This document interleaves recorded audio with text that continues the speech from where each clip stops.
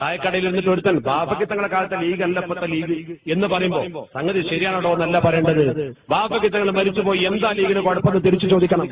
എന്താ മുസ്ലിം ലീഗിന്റെ പ്രശ്നം അവനോട് തിരിച്ചു ചോദിക്കണം. അത് ചോദിക്കാൻ ധൈര്യമുള്ള കുട്ടികളുണ്ടോ?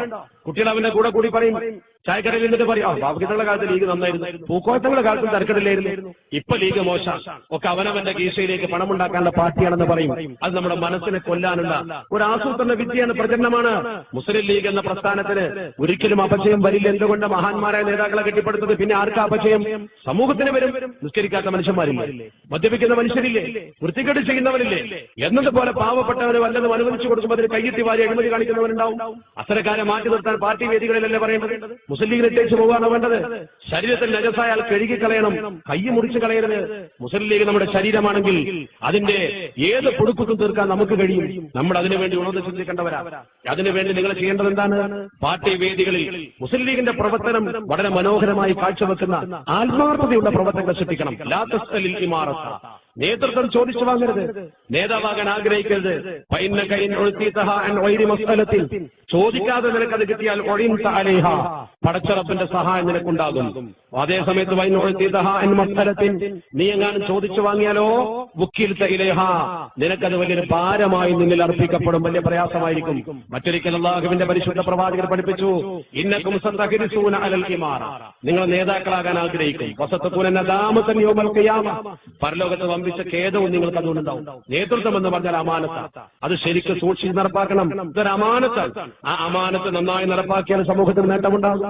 കാരണം കേരളത്തിലെ മുസ്ലിം ഉമ്മത്തിന്റെ നേട്ടം മനസ്സിലാക്കണമെങ്കിൽ ഞാൻ നേരത്തെ പറഞ്ഞല്ലോ, വാളയാർ ചുരത്തിന്റെ അപ്പുറത്തേക്ക് പോകണം.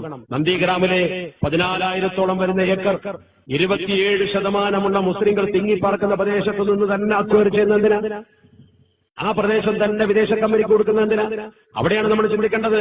ഒരു സമുദായത്തിന് വേണ്ടി അവിടെ ശബ്ദിക്കാൻ ആളില്ലാതെ പോയി, അവന്റെ വേദന ഉത്തരവാദപ്പെട്ട മണ്ഡലങ്ങളിൽ ഉയർത്താൻ ആളില്ലാതെ പോയി. ആ കുറവ് നമ്മൾ ഇവിടെ പരിഹരിച്ചിട്ടുണ്ട്. ഈ ചിന്ത ഉത്തരേന്ത്യയിലേക്ക് വളർത്തുകയാണ് വേണ്ടത്. അതുകൊണ്ട് ഞാൻ ദീർഘിപ്പിക്കുന്നില്ല. എന്റെ മുമ്പിലിരിക്കുന്ന പ്രിയപ്പെട്ട സഹപ്രവർത്തകരോട് ഇനിയും ഒരുപാട് കാര്യം പറയണമെന്ന് എനിക്കുണ്ട്. അവസാനമായി ഇത്ര സമയം എന്നെ കേട്ടിരുന്ന പ്രിയപ്പെട്ട സഹപ്രവർത്തകരോട് എനിക്ക് പറയുവാനുള്ളത്, മുസ്ലിം ലീഗിനെ ഒരിക്കലും മറ്റൊരു രാഷ്ട്രീയ പ്രസ്ഥാനത്തെ പോലെ കാണരുത്. ഒന്നാമത്തെ എന്റെ അഭ്യർത്ഥനയാണ്, ഒരിക്കലും മറ്റൊരു പാർട്ടിയെ പോലെ കാണരുത്.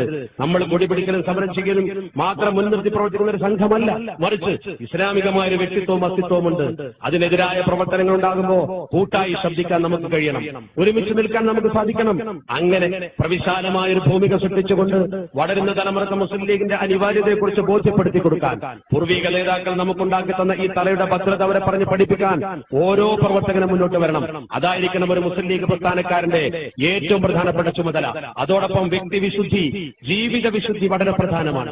മുസ്ലിമായ ശേഷം മുസ്ലിം ലീഗുകാരനാവണം, ധർമ്മബോധമുണ്ടാകണം. 5 വക്ത് നമസ്കരിച്ചും ധാർമ്മിക ബോധം ഉൾക്കൊണ്ടും അവൻ തരക്കേടില്ലെന്ന് സമൂഹത്തെ കൊണ്ട് പറയിപ്പിക്കുന്ന രീതിയിൽ നിങ്ങളൊരു പൊതുപ്രവർത്തകനായി നോക്കൂ. നിങ്ങളെ പിന്നാലെ ജനസമൂഹം വരും. നിങ്ങൾ അഴിമതിക്കാരനും നിങ്ങൾ സമൂഹത്തിന് വേണ്ടാത്തവനുമായി മാറുമ്പോൾ നിങ്ങളുടെ പ്രതാപം കണ്ടുകൊണ്ട് മുസ്ലിം ലീഗിലേക്ക് ആള് വരില്ല.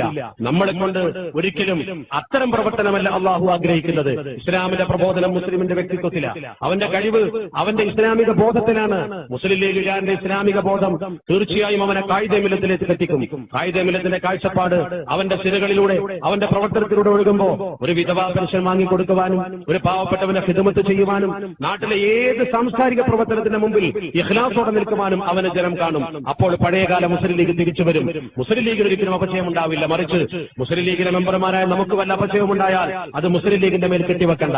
ആ രീതിയിൽ മുസ്ലിം ലീഗിനെ തിരിച്ചറിയുന്ന പ്രവർത്തനം നടത്താൻ ജീവിച്ചിരിക്കുന്ന മുസ്ലിം ലീഗുകാരാവാൻ നിങ്ങൾ ഓരോരുത്തരും സജ്ജരാകണമെന്നും പഠിച്ച് വീണ്ടും പഠിച്ച് മിടുക്കരായ ഒരു തലമുറയെ വളർത്തണമെന്നും എന്റെ പ്രിയപ്പെട്ട ചെറുപ്പക്കാരോട് വിനയത്തിന്റെ താഴ്ന്ന പടിയിൽ നിന്നുകൊണ്ട് ഉപദേശിക്കാൻ അർഹതയില്ലാത്തത് കൊണ്ട് അപേക്ഷിച്ചുകൊണ്ട് ഞാൻ എന്റെ വാക്കുകൾക്ക് വിരാമമിടുന്നു. അല്ലാഹു റബ്ബുൽ ഇസ്സത്ത് ഈ സംഘശക്തിയെ വിജയിപ്പിക്കുമാറാവട്ടെ. അല്ലാഹു വിശുദ്ധ ഖുർആനിൽ പറഞ്ഞത് വല്ലദീന കഫറൂ ബഅദുഹും ഔലിയാഉ ബഅദ്, സത്യനിഷേധികളൊക്കെ ഒറ്റക്കെട്ട, മുസ്ലിങ്ങളുടെ ശത്രുക്കൾ എപ്പോഴും ഒറ്റക്കെട്ടായിരിക്കും. ഇല്ലാ തഫ്അലൂഹു, നിങ്ങൾക്ക് ഒറ്റക്കെട്ടായി നിൽക്കാൻ കഴിയുന്നില്ലേ? നിങ്ങൾക്ക് ഒരുമിക്കാൻ കഴിയുന്നില്ലേ? നിങ്ങൾക്ക് ഐക്യമില്ലേ? സുകുൻ ഫിത്നത്തും ഫിൽ അർളി വഫസാദുൻ കബീർ, ഭൂമിയിൽ വമ്പിച്ച കുഴപ്പവും നാശവും ഉണ്ടാകും. അത് പടച്ച റബ്ബ് പറഞ്ഞതാ. ലോകത്ത് നിന്ന് മുസ്ലിങ്ങൾക്ക് വന്ന പതനത്തിന്റെ മുഴുവൻ അടിസ്ഥാനം ഭിന്നതയാണ്.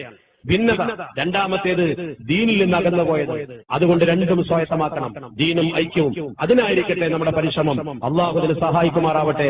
വആഖിറു ദഅവാനാ അനിൽ ഹംദുലില്ലാഹി റബ്ബിൽ ആലമീൻ. അല്ലാഹുമ്മ അഇസ്സൽ ഇസ്ലാമ വൽ മുസ്ലിമീൻ വഅദില്ല ശിർക വൽ മുശ്രിക്കീൻ വൻസുർനാ അലാ അഅദാഇനാ വഅലാ അഅദാഇക വഅഅദാഇദ്ദീൻ.